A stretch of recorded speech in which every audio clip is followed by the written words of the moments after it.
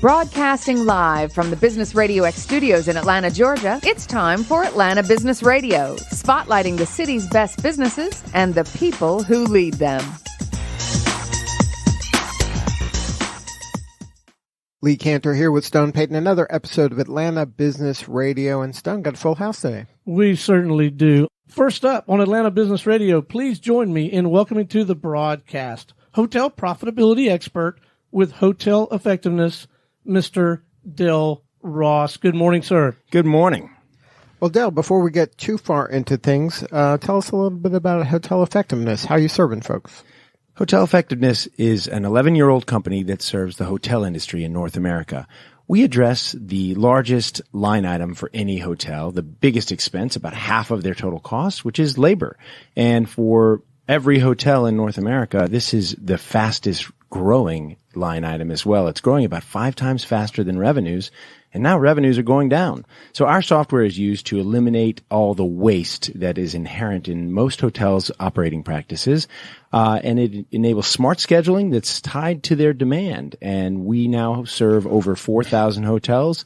We're growing incredibly rapidly, and we have 10,000 hotels in our line of sight. Now, if they're not using your software, what are they doing? Our biggest competition today is 2 things: Excel and ego. Excel spreadsheets? Excel spreadsheets, and I've been doing this for 25 years. I don't need anybody to tell me what to do. So they don't have a software solution? They're just kind of winging it? They're winging it. The most common scheduling approach for hotels is schedule like last week. Mm-hmm. And the challenge with that is last week, the needs for staff vary based on how many people are in the hotel and whether they're staying over or leaving or arriving. Right. There could be an event. There's a lot of variables. Exactly. And the challenge in our business, it's a service business. And if you end up understaffing for, say, housekeeping and rooms aren't ready when guests arrive, well, that's a problem. People get in trouble. Mm-hmm. So what they do is they staff for the peaks of last week, right? It's always staffed for the peaks, and it's actually staffed for the highest peaks, like those unusual things. A distressed passenger bus shows up and dumps 20 new guests into the hotel that were unexpected.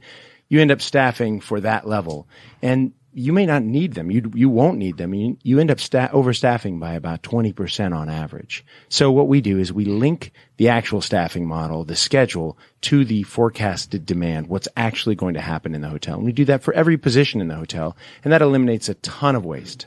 So then how do you handle that forecasting to make sure that that's accurate? Hotels are actually really good about knowing next week's volume. That's highly predictable. We also have historical data to help them with that forecast if that's necessary. And most schedules are built about 1 or maybe 2 weeks out. This is actually changing around the country. There's some laws that are going into place requiring hotels to actually staff a little bit more aggressively and more further out so that employees know when they're going to work. But for the most part, it's about 1 week out, and forecasts are pretty good for that. And then you mentioned these kind of unexpected things. How does your software take into account the unexpected? Unexpected is fine. One of the things we do is we also help them monitor and manage overtime and use of contractors.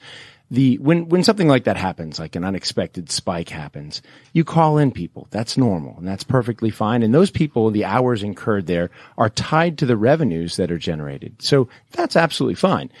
What's more pernicious is the overtime that is not connected to revenues. This happens when people maybe on a regular basis clock in 5 or 10 minutes early, or shave a little time off of a break, or clock out a couple of minutes late. That adds up. On an individual pay period, it might only be a half an hour or 45 minutes. But if 10 people are doing that, and they're doing that every single week, that actually can add up to a lot of money. So we eliminate all of that. We call it junk overtime. It's a big driver for cost in hotels. And then, so how is once somebody decides to implement the software, what does kind of that look like? How does it change what needs to be done at the hotel? How disruptive is it? Well, for hotels that are actually putting some thought into their schedule and trying to align the schedule to the actual needs of the hotel, they're spending every people manager in the hotel is spending about 5 hours a week building a schedule. And they're doing this through a painful manual process and usually a whiteboard, maybe a spreadsheet. Using our software, it takes about 5 minutes to build a perfect schedule, one that's absolutely aligned to your needs. In exchange for that, we ask for 5 minutes a day through our 5-minute daily labor check-in, where they go in and they see how are they doing against the plan? How are their labor costs versus where they should be according to the demand drivers and the labor standards that they have in place, and they make adjustments. They document things like those exceptions we were talking about, and they talk about what they will do differently next time. And all this rolls up. It gets captured at every level and for historical purposes, so that the general manager and the regional manager and the owner of the hotel can all see what's going on every minute of the day. They know what's happening with their biggest line item. Now, is it something where this is leveraging maybe artificial intelligence or machine learning to make them smarter and learn so they can be more efficient moving forward? There's an awful lot of opportunity to use the data in ways like harnessing machine learning and artificial intelligence. Right now, it's a bit of baby steps. We're using the data that they have, and it's very straightforward. But what we're working on is today we give our hotels the standards, the staffing guidelines that are appropriate to their segment of hotel, and then they can adjust those based on their own business model. For example, the standard limited service hotel like a Hampton Inn, the turnover time, the time it takes to clean a room might be 22 minutes, right? So we'll create a standard that says for every anticipated checkout, you need 22 minutes of labor. Right. They can tune that. We are developing technologies that are like machine learning that will help tune that standard to that actual hotel, and not only incorporating best practices, but also incorporating that hotel's own ambitions and capabilities as proven over time. Now, is there any kind of gamification where the people can say, oh, this person's really good at turning a room and it only takes them 18 minutes? Like, can you drill down to an individual to say who's a top performer? You can. And actually, that's one of the things we found kind of interesting. The hotels that are using our software the best are, in fact, using this as a coaching and training tool. It's not necessarily that shorter amount of time is better. In fact, it could be that they're taking shortcuts. So you don't necessarily want to see somebody clean your room super fast because they might not be doing as thorough a job. What you want to see is you want to understand why is there a deviation from standard. We have a hotel that's been using our service now for several years, and they noticed that one of their best performing room attendants, housekeepers, was actually their productivity had slipped. They were taking 10 minutes longer to clean a room. They found this out through our software, and they approached this person to find out what was happening. Turned out her husband had been diagnosed with an illness and was in the hospital, and she was juggling not only her normal job and childcare needs, but also spending every night in the hospital. Well, that employer was able to actually give her some special leave, paid leave. They were able to adjust her work schedule, and this was all done in order to alleviate the stress that was being caused by this unique situation for this valued employee. We were really happy to know that our tool, which on its surface is a logistics tool, could actually be used to help people take care of their employees in a way they couldn't before. Right, and probably in ways you didn't anticipate. Right, exactly. We love that. Now, tell us about how this product came about. So this was the company was launched 11 years ago by two veterans of the industry, Mike Martin and Taylor Beecham. They left IHG, my former employer. We all worked together there. And at IHG, they ran our call centers, our global call centers. We had over 2,500 representatives around the world handling reservations calls and service calls from customers around the globe. Well, these guys built a model that used forecasting data to basically staff these reservation centers and keep the two big numbers in reservation centers are occupancy, the amount of time that people are spending actually talking to customers, and hold time. And usually those things move in opposite directions. If you have high occupancy, people have to wait a long time to get a rep. Right. Well, with this really good algorithm that they developed, we had incredibly high occupancy, above 85%, and hold time of less than 20 seconds, which is 2 rings, right? Incredibly fast. And they were able to do this and maintain a culture that was absolutely spectacular, overall annual attrition of less than 8%. They took that competency both in how to manage people and in intelligent scheduling and brought that to the overall industry back in 2008. And we've been growing ever since.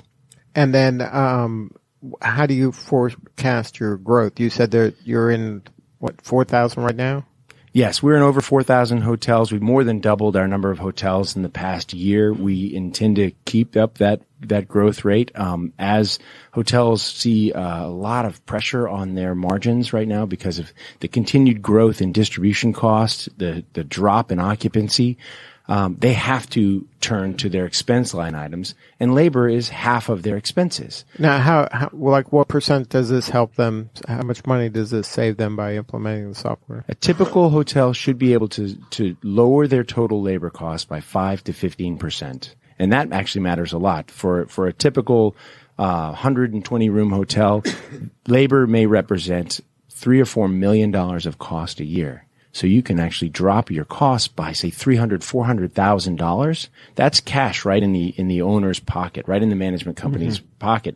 In addition, it increases the asset value. So if you assume that a hotel is the value of the hotel is about 10 times the net cash flow, adding $300,000 of profit or cash flow is $3 million of value added to that asset. Now, I'm sure now it's easier to tell that story, but how are you getting the word out to the hotels to make the shift from the inertia of not having this to having this? So up until late last year, we grew by word of mouth, mostly referral, inbound calls. We actually have been more aggressive at going out to the market, to telling people that we exist, and that's actually made a big difference. So now we are working with more than half of the top 50 management companies in the world, which happen to be mostly in North America.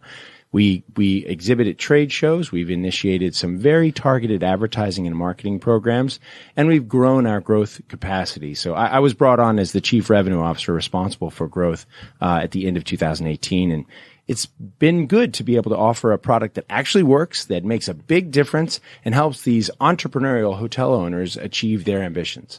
Now, how quickly before they notice, like, oh, wow, this is a lot better? They can actually notice an impact within the first couple of weeks of using this. First, we get a lot of arms crossed for whenever you change anything in a hotel. It's an ancient industry. You get a lot of resistance at first, but as soon as they get that, they go from 5 hours a week spent on building a schedule to 5 minutes. We get fans. And then when they never get yelled at for blowing their labor budget, we get even bigger fans. And then after about 6 weeks of usage, if that person ever leaves the hotel, they want us to come with them. That GM is going to bring us with them because they can't run a hotel without us once they get used to it. Now, I would imagine Atlanta's a good market. No, it's an excellent market. And so you've expanded outside of Atlanta, obviously, if you have 4,000. Sure. We have hotels in all 50 states. Yeah, we have all 50 states. We actually have a deal pending in one of the territories. I'm not going to say which one because there are not many hotels there. And we also serve hotels in Canada. Wow, good stuff. So now the pain that this hotel is having is just they're frustrated or it's taking a lot of time with their staffing? Well, the pain is cost. It's the money. Right? It's cost. They're seeing double-digit increases in labor cost because of the natural tendency to overstaff. Wage rates are going up like crazy. 22 states have implemented increased minimum wages. We have a lot of low-wage jobs. So a housekeeper that only 4 years ago would have made on average $9 an hour is making about $13 an hour in major markets today and more in some markets. That's a big deal. With scarcity of labor, which is the reason why wage rates are up, we're also seeing overtime spikes. Historical average around 2%. It's actually about 8% for the industry. And contractor usage generally was in major markets before, running at about 8% of total hours, is now you're looking at 25, 30% of total hours in some markets, and almost every market is seeing a dependency on contractors, and the contractor rates are very high. So if somebody wanted to learn more about the firm and the software, what's the best way to website? hoteleffectiveness.com. It's a long URL, but it's worth the typing. Good stuff. Well, Del, thank you so much for sharing your story. Oh, you're welcome. Hey, Del, stay with us. We're going to visit with a few more guests this morning, all right? Absolutely. All right, next up on Atlanta Business Radio, we have with us Chief Privacy Officer with RELX. Please join me in welcoming to the show Mr. Mike Lamb. Good morning, sir. Good morning. Thank you for having me. Well, we're delighted to have you. I'm sorry you have to follow that act. He did a very good job and articulated what they do and how they do it pretty well, didn't he? He did a great job. But you're kind of an expert on machine learning and AI. You can share some stuff about that, huh? We do a lot of machine learning and AI and data. So it's privacy and the intersection with AI is a subject of great interest for our company and for our regulators. So tell us about RELX. RELX is a global company based in London, but we operate through our divisions. One of the main divisions is the business LexisNexis Risk Solutions, based right here in Georgia, that uses data to do identity authentication, credit rates, fraud prevention, and the like. Then we have other businesses such as Elsevier Academic Publishing. We have an exhibitions business. We own Comic-Con New York. So we're a diverse company. That's very interesting. So now You heard it here. So if you want Comic-Con New York tickets, you know who to call. Wow. So now you are the Chief Privacy Officer. Yes. Now, what is that title? What are you doing every day? Well, as a company, and particularly a company with some divisions that use a lot of personal data to create services, we are very focused on being a trusted custodian of the data we hold. So I work on our policies to be sure we're using it in a compliant way, but more than that, we have to use it appropriately, and implementing those policies, the actual accountability and being sure that we're using data the way we commit to use it. And then in recent years, as governments around the world are looking at regulating privacy, I'm talking to a lot of legislators about what we think are some good ways to approach regulation of data and some mistakes to avoid. So now when you're talking about privacy, everybody, I think, looks at it differently, right? The consumer, you tell me, what does the consumer, a typical consumer, do they care about privacy? They say they care, but their behavior doesn't always isn't congruent with that. Yeah. Everyone makes their own choice about privacy, and a lot of consumers do care dramatically about privacy, particularly in their use of social media, Facebook, Google, and the like. Doesn't mean they will say no if given a choice about do you care if your data is used, but they often want to have that choice. They say they want to have their choice, but their behavior doesn't always match that. Right. And indeed, we find that sometimes the politicians try to put more stringent controls than the consumers really even want on the use of data, because the benefits, say online, of customization and cookies and all these things, those can really benefit consumers, where you get, you can fine tune what the website looks like. Well, that only happens if you let them use cookies as the technology in the website, for example. Right, but it also, when you are allowing the cookies and you're having all of this data kind of funnel to you, the stuff you want, does that kind of put people in kind of silos where they're only getting information of things that are like-minded and they're not getting really a diversity of information? That's a risk, and that's a risk to be avoided. And so some consumers will have to make sure, and you control your own destiny about what websites you visit, and whether or not you want to customize it to just get conservative or liberal views or whatever it may be in politics. But this is clearly the age of digital data. This is really, really important to businesses and to consumers. And the U.S. today, with one state as an exception that I'm sure you'll get to, doesn't really have rules of the road on digital data. And we think it's time that they have that. And then right now, in order to implement that, it has to happen at the federal level. Like right now, one state, probably California, if I was to guess, the state has more European standards of privacy and data. California just implemented January 1 the CCPA. It's a state-specific privacy law, but particularly online data doesn't stop at a state border. Right. And online businesses don't stop at the state border. And so it's problematic from our perspective to not have at least a nationwide privacy law, nationwide single set of rules that work across the country. And so we're highly supportive of Congress enacting that. And indeed, privacy is a bipartisan issue. They may not agree on all the details, but no one's anti-privacy. And we're actually seeing the Democrats and Republicans working together on some privacy bills even as we speak. Now, is there some common ground that we can just have a basic privacy federal law? I think there is a lot of common ground. It's clear that businesses should tell people how they use data. It's clear and generally accepted that we should give consumers access to the data that we hold about them. And then when you get to control issues, giving the consumer the right to tell you to delete data or to not do certain things. As a general rule, that can be quite good, particularly in a social media setting. But we have to be careful that we don't disable the ability of government and businesses to fight the bad guys out there, to fight fraud, to fight identity theft. And some rules, including some elements of this new California law, go a little bit too far and actually hurt the ability to stop identity theft. Now, we're talking a lot about data. There's so much data out there that's just being given freely back and forth with companies, individuals. How does a company kind of manage the data right now? I mean, is it possible to manage all this inflow of information by yourself anymore, or is this something you have to have kind of third-party experts helping you with? If you're small, you probably need more third-party experts, whether it's legal experts or data governance experts. There's also some great privacy technology companies out there, one of which is OneTrust, based right here in Atlanta, which has grown to be one of the leaders in that area, and we use some of their services, for example.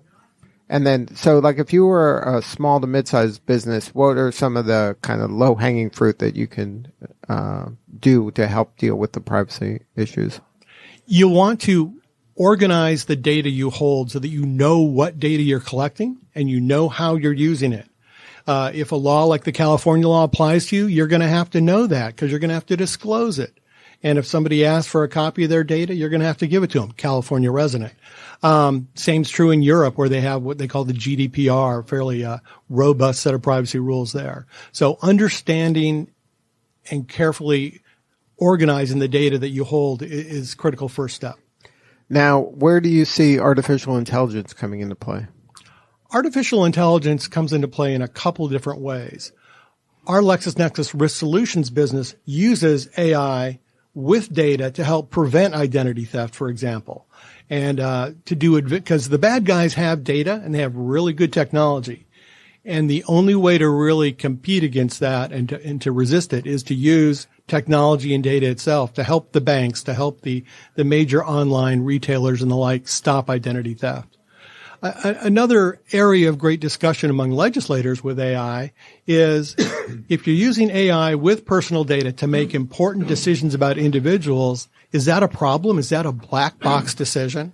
And it shouldn't be. AI can be very productive and highly accurate, but you need to still understand the logic of what's being done if it's creating important decisions about individuals. Now, when you're dealing with fintech companies and the customers' expectation is like instant everything, right? Right. And then you got to vet, is this real? Is the person who they say they are? Is the place that wants the money, are they who they say they are? That's just it seems like an impossible problem to solve. It's challenging, but that's the beauty of a company like, again, the example of LexisNexis Risk Solutions. If somebody's ordering something online and they want it delivered to an address that's not their credit card address, we in the background, if they're using us, will say, oh, is this other address associated with them or with a relative? Invisible to the consumer, but if it's not associated with them, they still want to make the sale. They'll put it through some more escalated review. But if it is, oh, that's their second house or that's a close relative's house, then the sale goes through because there's very low risk of But that's fraud. Happening in milliseconds. Exactly. Right. So, I mean, the ability to process that much data that quickly, I mean, it's amazing. We have in Alpharetta and also backup locations in Ohio and in Florida, some extremely large supercomputers that process this data and in truly milliseconds. I'm sure Google might have more computers, but we're probably in the same discussion. Now, tell us about the future. What can we expect, like when 5G, is 5G going to impact any of this? 5G doesn't change the policy issues and the need to give people guidance on digital data. Consumers need basic rights. Businesses need to know the rules of the road. It just means there's more data flowing quicker. And then, so that'll help you do your job better, or is it going to help the bad guys do their jobs better? It won't really interfere with us because we're not delivering much to our business customers or government customers over cellular or wireless, but they're interacting with their consumers that way. It just means that you have more mobility and less of a fixed location, and that's a slightly greater fraud risk. But you need tools that, it can identify fraud risk. And the fraud risk using AI, we look at is the device that's making an application, making a purchase, has it been associated with past fraud? Is the internet IP address? Is the email address? There's history. And only if you can quickly analyze all of that and say, risk of fraud or not, can you really help defend the consumers who are really the victims if there's identity theft. Now, what are the things that keep you up at night? I do worry about, as legislators try to protect privacy, don't throw out the baby with the bathwater. They might help too much. They might do some things in the name of protecting privacy that really hurts consumers. For example, in the new California law, they have a right to opt out of sales of data to third parties. That sounds good. Well, all of our identity theft prevention services are considered sales to third parties. You're the ones watching the Watchmen. Yeah. And they let the bad guys opt out.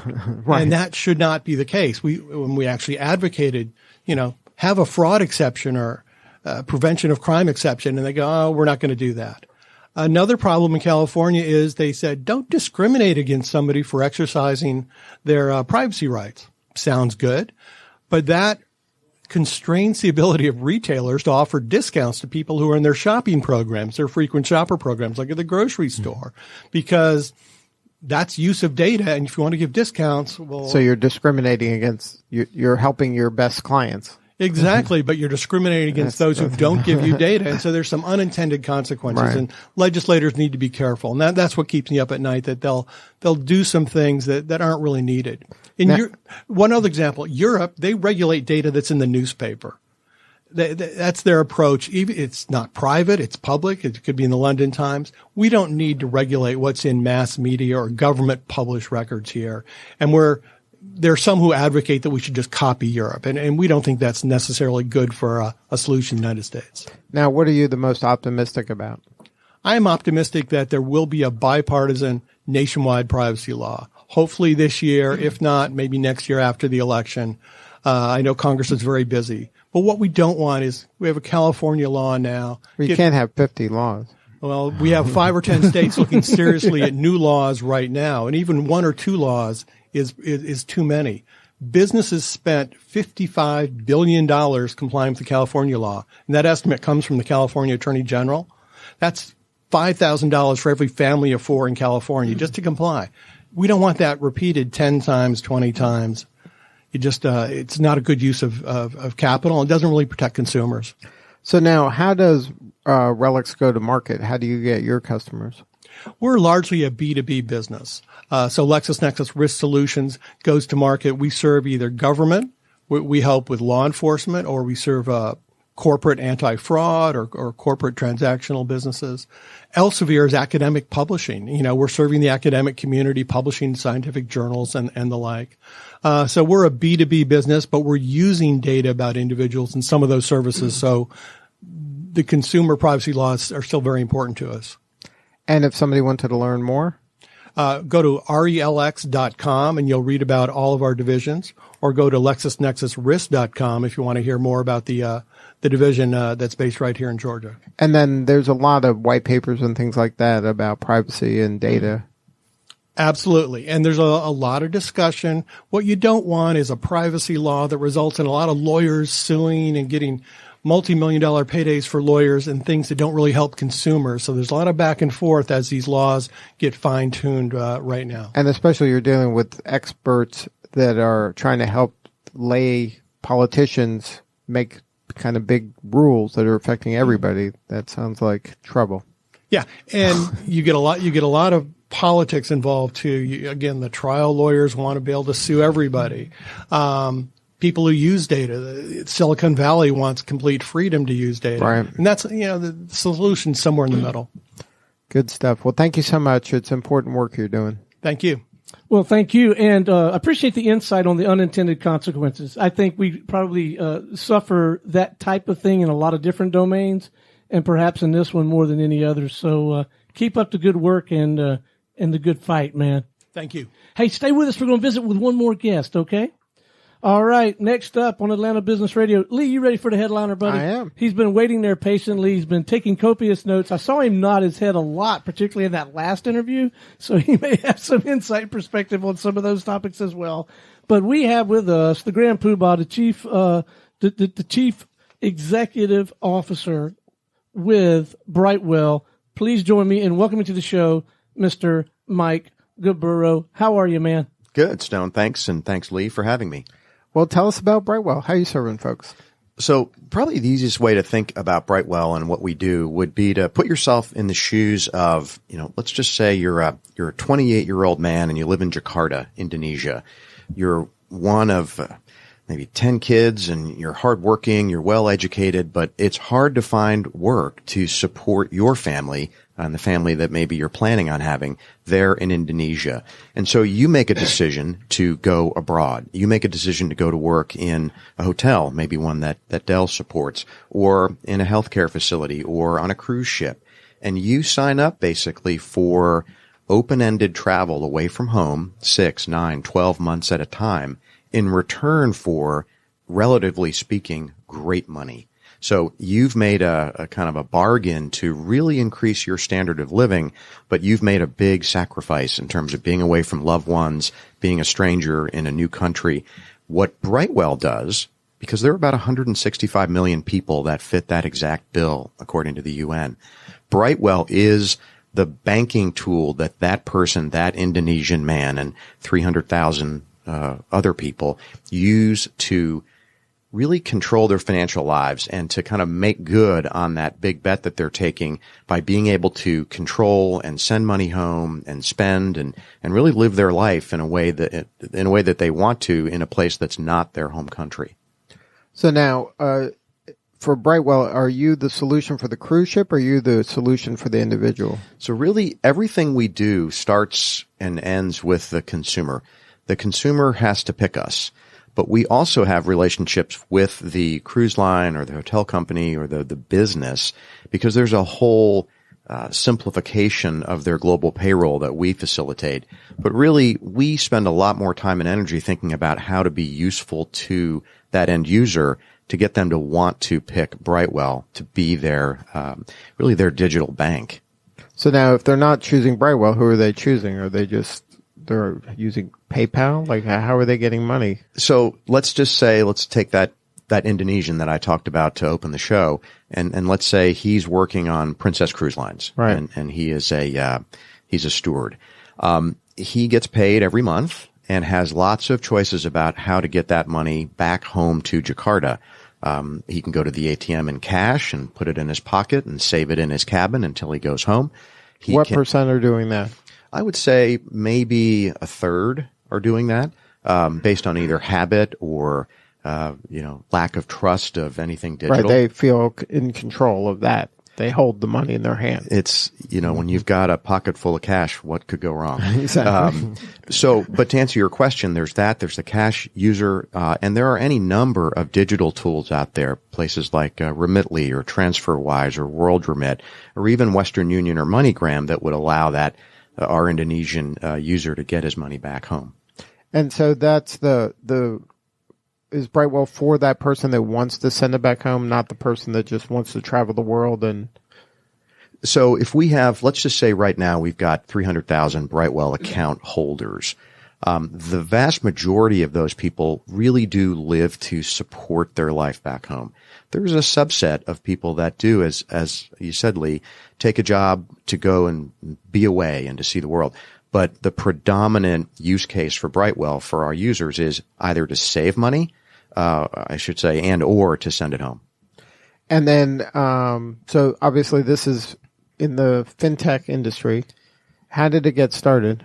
So the company is about 10 years old and really has its roots in a prepaid card business that was spun out of a bank by some Atlanta-based investors about 10 years ago, and really has morphed over the years to create a unified tool that has digital banking, the ability to store value, the ability to move money in lots of different ways to over 120 places, and the ability to do Venmo-like peer-to-peer transactions all within the Brightwell app.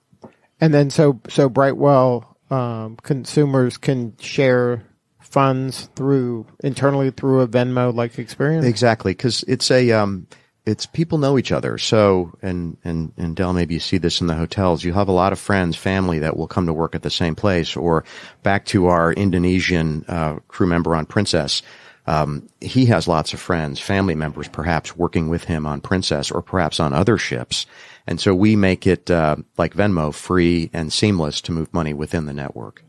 And then, so then they can just share amongst themselves. That's a perfect solution for a lot of people, I would imagine. In the same way that that peer-to-peer is taking off in the U.S., it's no less popular among non-Americans. So now, how do you kind of make sure that there's no fraud in that? Well, I nodded a lot while Mike was talking because it's a constant battle. If you think about, we kind of deliver two big things to our users. One is just simplicity and ease and choice, the goodness that you get when you open an app that you like. The other big thing is in the background, and that is implicit, right? Tell me that I'm not going to get hacked if I use your app, and tell me that everything you're doing on my behalf is compliant anywhere that I might want to do business. And so for us, we sort of, the front of the house thinks a lot about usability and convenience. We spend a tremendous amount of time thinking about fraud prevention and then compliance with all of the money regulations around the world. Now, when you're dealing with this kind of target market, I would imagine that they're not the most educated people, right? Especially or financially savvy people that understand kind of the ramifications, and that's a challenge unto itself when you're asking them to trust a new technology. Well, it is interesting because, within our cohort of users, several 100,000 users, it truly does span the gamut of people that are absolute experts in the digital world and in remitting money and will, wait to time the dollar to rupee exchange rate until just the right time, and then they'll send $20,000 to India, all the way down to someone that has never had a mobile phone or never used a computer or, certainly never used a digital tool. And that's the fun of it for us and for our people, trying to design and implement something that's relevant to a really broad range of people. Now, when you're dealing with maybe the unbanked or the less educated people, do they have to have a smartphone? Like, what do they have to have in order to use Brightwell? So they have to have access to the internet and access to some kind of computing device. Just, it's no surprise to any of your listeners, the mobile technology has really leaped ahead in sort of the non-Western countries, and you've got high levels of mobile adoption in Asia and Africa and places like that. So just we sort of go along with that trend. Most of our users engage with us mobily, but we still have a big cohort that will use their own laptop or tablet or maybe one in a digital cafe somewhere. Now, you talked about customers like that person from Jakarta. Like, talk about kind of your institutional customers. So we'll stick with this mythical but real Princess Cruise Line user. So we also have a strong value prop and need to be compelling to Princess Cruise Lines, who 10 years ago was paying their crew in cash. So Princess Cruise Line. Is that true? 10 years ago? Well, we are in the process of converting a large cruise line right now, literally this week, who today pay about 17,000 crew every month in cash. Wow. So they have just piles of cash in the boat? That sounds like a good heist movie. Again, it's what could go wrong. And so it's such an easy sale. Even I could make it to a CFO of a cruise line. You've got fraud, you've got cost, you've got theft, you've got employee unhappiness. So convincing that CFO to get rid of cash is pretty easy. It's Del said something. It's a little bit really you're overcoming inertia, or that's the way we've always done it. That's the biggest challenge. Right. But in 2020, just about everyone agrees you don't want to be paying in cash. But we deliver a lot of value to that CFO. But I keep coming back to the user because that's where the action and the excitement and the value for Brightwell is. It's such an easy box to check for the CFO.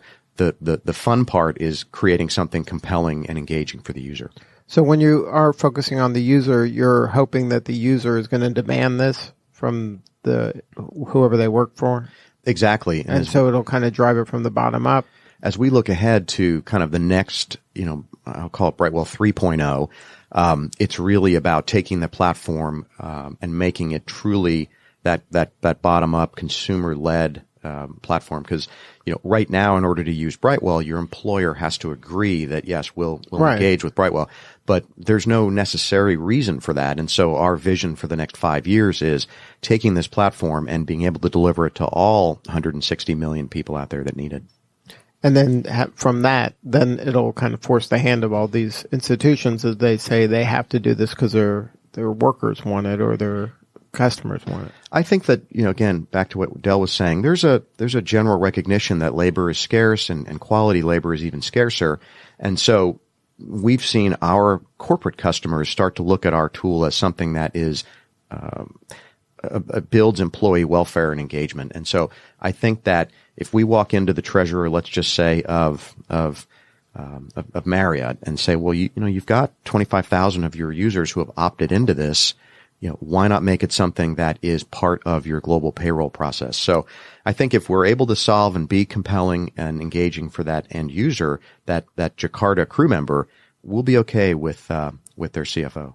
Now, when you are focusing on that, this kind of mythical Jakarta crew member, how much of it from a corporate culture standpoint is this kind of educating the masses about services like Brightwell and just to help the unbanked people in general just kind of have more opportunity and open more resources up to them? Well, we all think our children are the most beautiful and our companies are the most brilliant. And we do have about, 85 brilliant and caring people at Brightwell, but we're kind of standing on second base in the sense that anyone who works away from home and thinks about their family back home, thinks about, is very wrapped up in the process of getting their money home. And so we do have a built-in advantage in that when we engage with that crew member from Jakarta, you better believe he is very, very conscious of, okay, how am I going to get my money home? We don't have to sell him on, what would be really cool? If you could actually get money home. So you don't have to explain it to him, but there's lots of people out there that have these trust issues that you have to kind of educate and explain to them how this can work and the benefits of it working.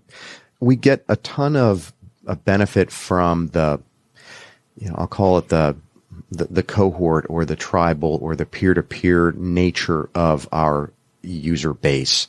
People know each other. They're related to each other. There's lots of case studies that we've created about people who sort of look like you, who've trusted Brightwell.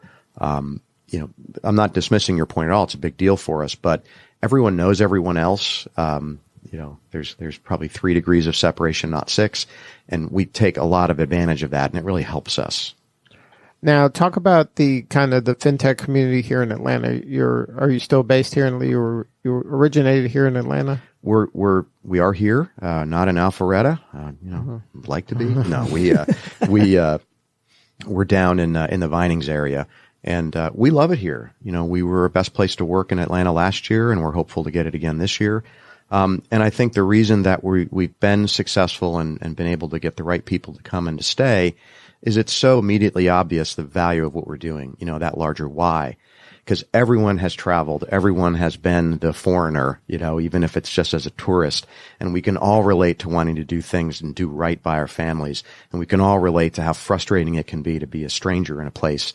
And so it really unifies our team, and it's super easy to, convince people to work a little bit harder to hit a sprint deadline or to get a marketing campaign launched because it's so relatable what we're helping our users with. And then how have you seen the Atlanta fintech community evolve over the years? Well, I think I read somewhere last week that there are 38,000 Atlanta-based workers that are part of the fintech ecosystem. And, whether that's the exact number or not, I don't know. But there's a lot of talent. And frankly, a lot of the consolidation that you've seen over the past year or so, it helps companies like Brightwell because we find a lot of people out there that really understand the nature of the work we're trying to do. I will say that as much as we love it here and plan to build our future here, there's some work to do around things like transportation infrastructure, access to housing. It's a great place. I love it here, but we've got work to do. Now, are you finding maybe young people from around the country coming here specifically for fintech? I can't, yes, I don't know, I can't ever say why people do what they do, but every month we do an all hands meeting. Our COO runs it. He does a great job, and he'll introduce all the new people we've hired and where are you coming from? Why'd you come here? And a lot of them are coming from places like California, where it's because of privacy laws too restrictive. So I think Atlanta has a ton of appeal. And it is a natural place for someone that's worked in financial services to come and make their home. But luckily, its appeal is a lot broader than that. And then for your growth, what are you looking most forward to in 2020? So we are really in the midst of a metamorphosis of the company to take it to a direct-to-consumer solution. And so that'll involve investments in marketing, investments in regulatory assets like U.S. licenses. And so I'm just super excited to, kind of build that next stage of Brightwell that will let us kind of rip the top off the platform and make it available to everybody that needs it. And then, so this is a global goal. Well, we're a global business. Right. We're working with over 140 different countries. We work with very, very few Americans. So we get up every morning thinking about the world outside the U.S. We're all kind of geeked up and worried today about the volcano in the Philippines. We've got a big tier 1 support center, big for us, in Manila, and we're like really worried about the impact of that volcano. So it is a global mindset at Brightwell because that's where our users are. Good stuff. Well, if somebody wanted to learn more, what's the website? That's brightwell.com. All right, Mike. Well, thank you so much for sharing your story. Thanks. All right. This is Lee Cantor for Stone Payton. We will see you all next time on Atlanta Business Radio.